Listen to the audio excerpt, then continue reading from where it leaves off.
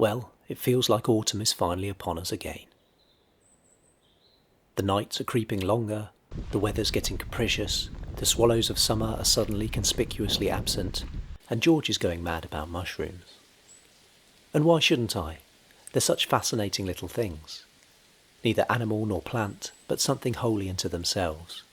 Hidden away for most of the year, and then suddenly everywhere, bursting forth in brief profusion before vanishing again as quickly as they arrived. And I've spent the last couple of weekends out and about on Dartmoor, looking for some particularly interesting fungi to share with you. Welcome back to the Dartmoor podcast.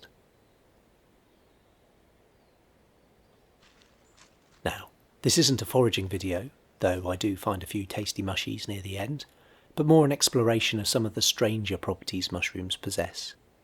The fruiting bodies of even some quite common species produce a bewildering and as of yet underexplored range of chemicals which can induce in humans all manner of bizarre effects. Like death, for example. Here, this is a good example of something truly weird. The shaggy ink cap. So called because, well, it's shaggy, and when it gets old it dissolves, or deliquesces, to use a beautiful technical term, into a black gloopy liquid.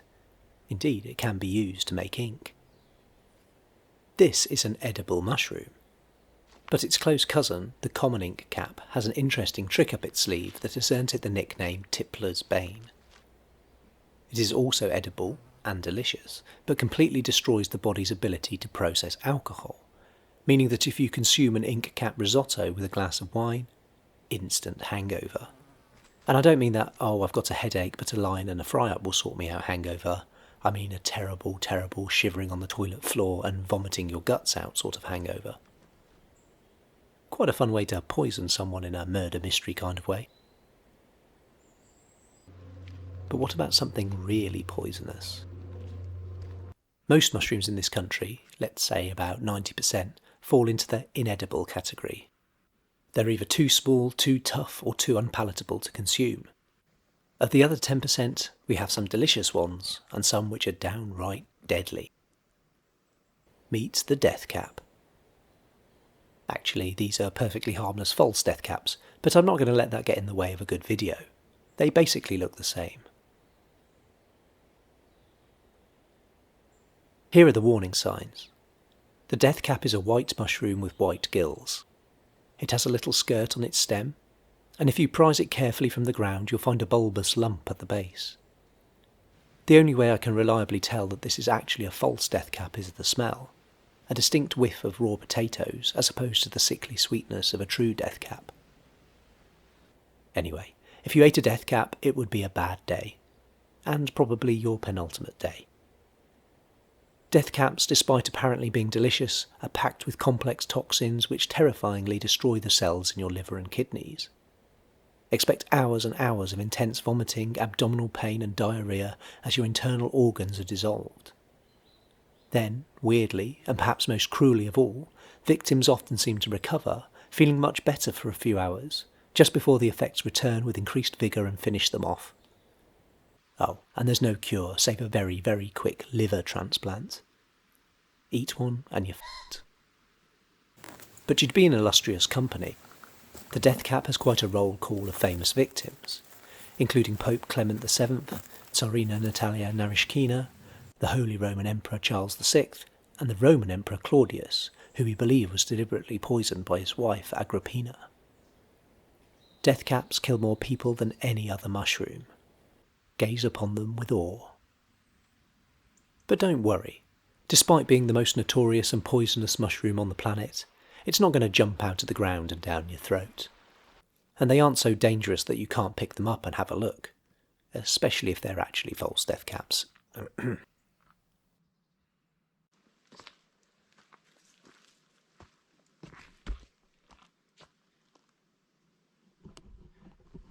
That squirrel's been following me.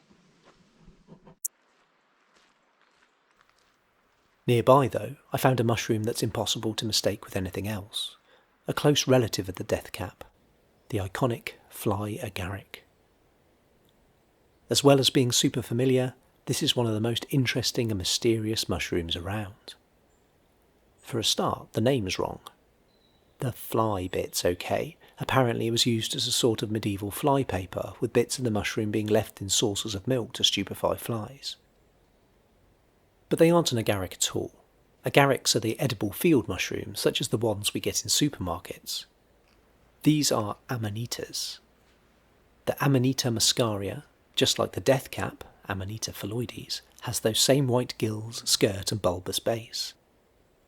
The skirt, by the way, more correctly called the annulus, is where the outer skin of the mushroom has torn away from the stipe as it expands, and the little white dots on top, if you look closely, are actually scraps of the same material left behind as the red cap underneath ballooned outwards, bursting through the thin veil.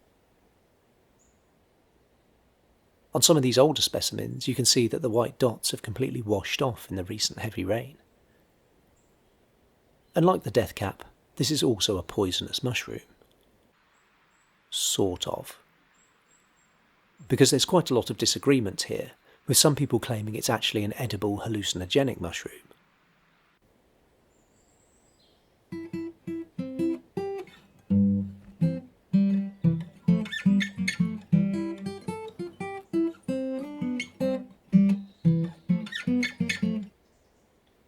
The truth, I feel, is somewhere in between, in the way that a terrible fever can be hallucinogenic. Let's see what the Mushroom Bible has to say. It's a very dry and objective tome, so I'm sure it'll give us a dull and straightforward answer.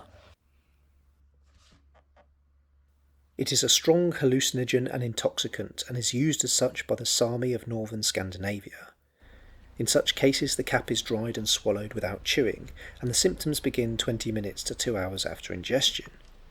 The central nervous system is affected, and the muscles of the intoxicated person start to pull and twitch convulsively.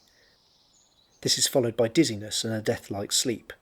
During this stage, the mushrooms are often vomited, but the stupor and drunkenness continue.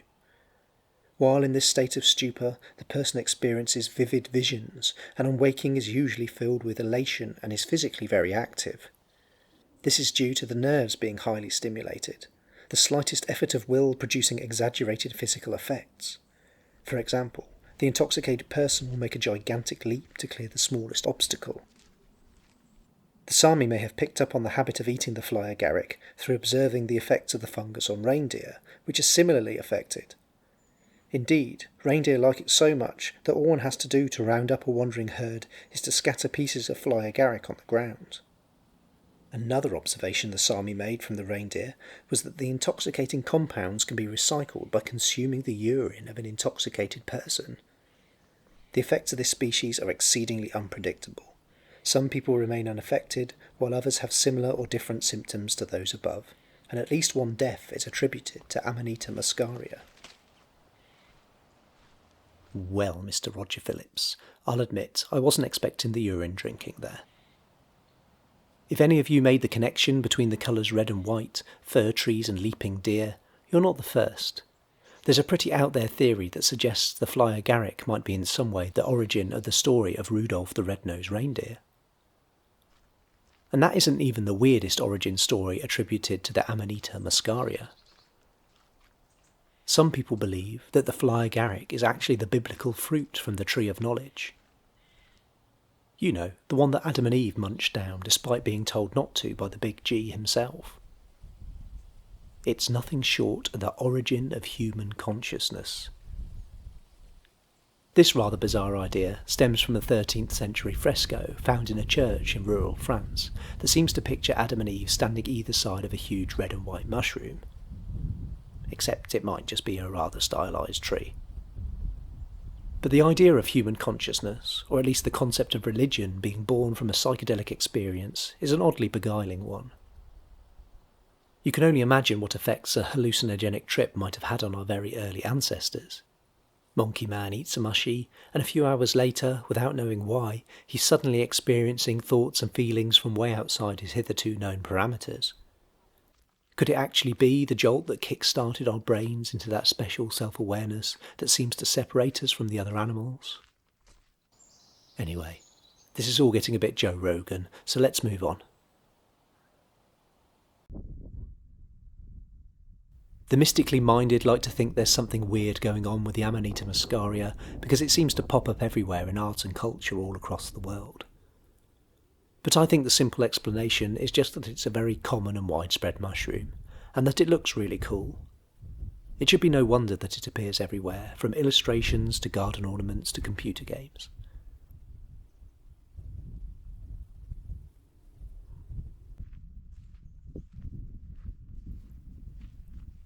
Anyway, where the fly agaric is of questionable value as a hallucinogen, Dartmoor's most sought-after little mushroom, the liberty cap, has no room for doubt in its trippy credentials, hence its more common name, the magic mushroom.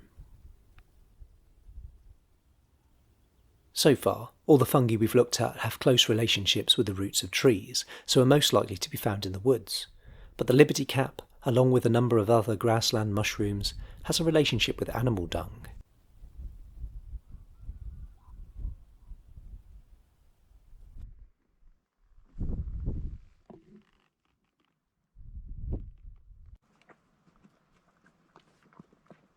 Well, here are the animals.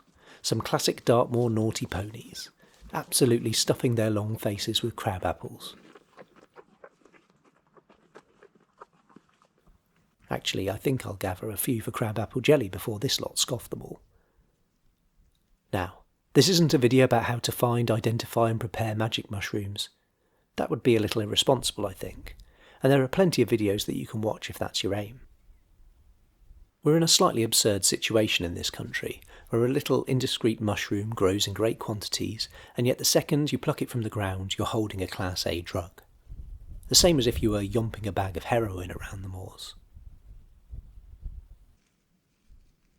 What do we have here? Phew, this is a dung roundhead, not a magic mushroom. I'm in the clear. How about this little chap? Some sort of mottle gill, I think. The feds, who are no doubt swarming all over this place, can't touch me. And this one? Oops, careful now. These are liberty caps.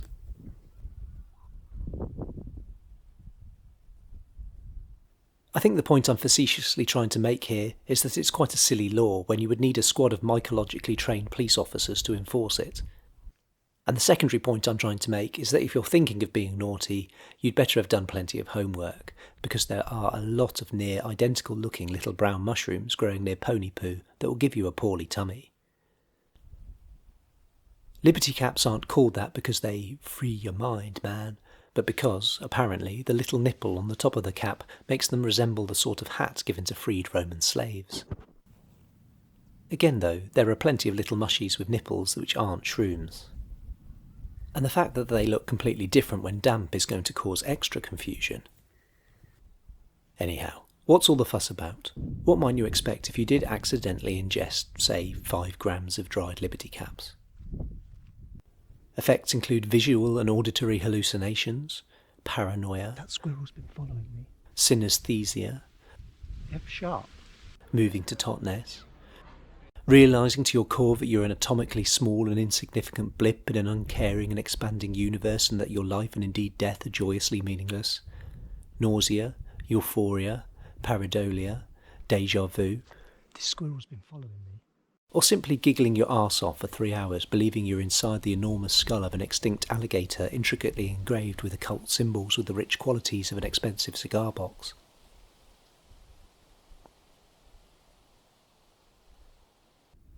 Not uninteresting for such a spindly little fungus, and one can only speculate as to why this naturally occurring compound, psilocybin, has this effect on the human brain. Currently, medical research is finding all sorts of useful therapeutic uses for this drug, and it's proving spectacularly effective in curing depression, anxiety and addiction. But for now, its potential, due to its legal status, remains untapped. Let's move on to something I can pick and eat. This has all been rather interesting, but I'm getting hungry.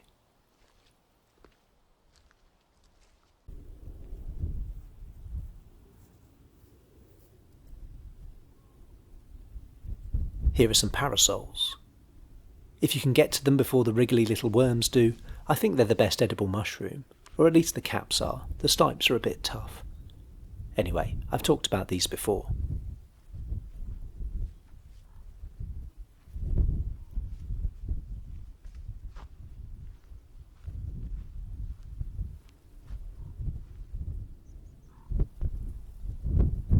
What I really want to find today are a highly prized woodland mushroom.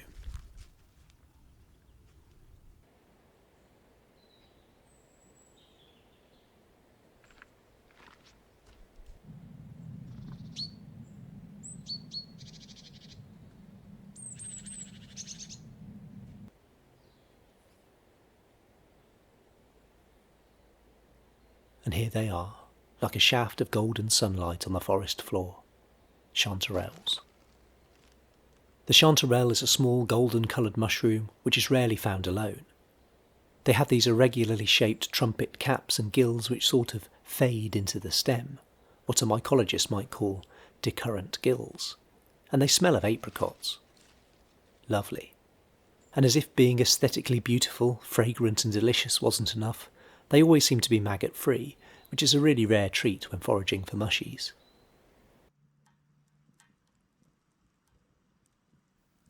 And there's no better way to cook mushrooms than as fresh as possible and over an open fire. Not on Dartmoor, of course. My favourite way is to fashion some rudimentary chopsticks out of twigs and fry up your ingredients in a little sesame oil, garlic and soy sauce.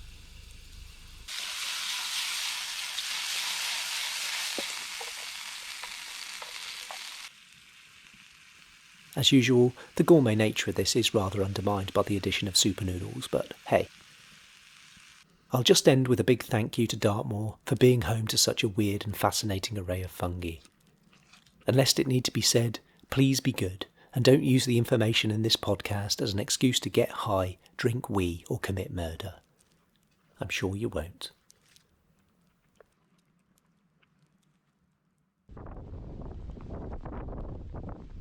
Thanks for watching, everyone. See you next time.